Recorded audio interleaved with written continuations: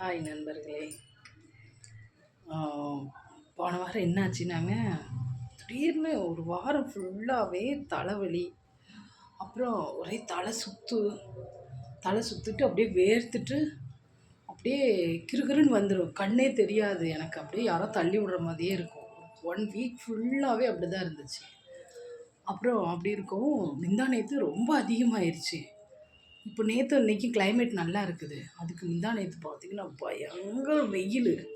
அன்னைக்கு பார்த்து எனக்கு வெயிலில் சுற்றுற வேலையாகவே போச்சு. போயிட்டு வரவும் என்ன ஆச்சுன்னா பயங்கர உடம்புக்கு முடியல. ஒரு பக்கம் வேர்த்து கொட்டுது, இன்னொரு பக்கம் தலை சுற்றுது. இப்படியே சுற்றுது. ஒரு பக்கம் இப்படி பார்த்துட்டோம்னா அப்படியே சுற்றிடும். என்னடா பண்ணுறது கடவுளே அப்படின்னு சொல்லிட்டு அப்புறம் பயந்துட்டேன் நான்.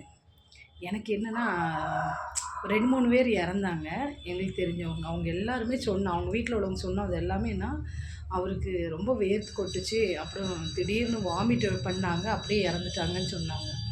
எனக்கு வேறு வாமிட்டு நிற்கவே இல்லை. காலையிலேருந்து காலையில் காலையில் ஒரு 10, 11 மணிக்கு ஆரம்பித்த வாமிட்டு மத்தியானம் 3 மணி வரை வாமிட்டே நிற்கலை. நான் ஸ்டாப்பாக வாமிட் ஆகிக்கிட்டு இருக்குது. வாமிட் ஆகுது, தலை சுற்றுது. அப்புறம் மாத்திரையெல்லாம் போட்டுமே கேட்கவே இல்லை.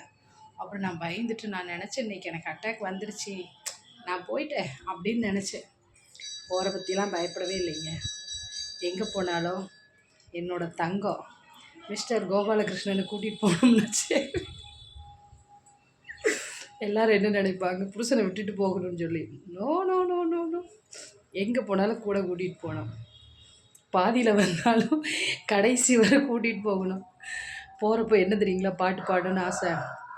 2 பேர் நான் செத்து போயிடணும். நான் செத்து போய் கொஞ்சமாவது அவர் அழணும் இல்லையா, அதெல்லாம் பார்த்து ரசிக்கணும் இல்லையா.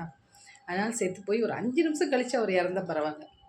அப்புறம் என்ன பாட்டு தெரியுங்களா, ஒரு நாளும் முனை மறவாது இனிதான வர வேண்டும் சொல்லி 2 பேரும் கை கோர்த்துக்கிட்டே ஜாலியாக பறந்து போகணும். அப்படி அந்த நினைப்பு மனசுக்குள்ளே இருந்துச்சு. இருந்தாலும் செத்து போயிடுவனோ, என் பிள்ளைகளை அனாதையை விட்டுருவனோன்னு சொல்லிட்டு ரொம்ப பயந்து போயிட்டேன் நான். ஆனால் ஒன்றும் ஆகலை. நம்ம தான் டெய்லி சாகிறோமே, தனியாக வேறு ஒரு நாள் சாகணுமாக்க. சரி, பிடிச்சிருந்தா லைக் பண்ணுங்கள், ஷேர் பண்ணுங்கள், ப்ளீஸ் சப்ஸ்கிரைப் பண்ணுங்கள்.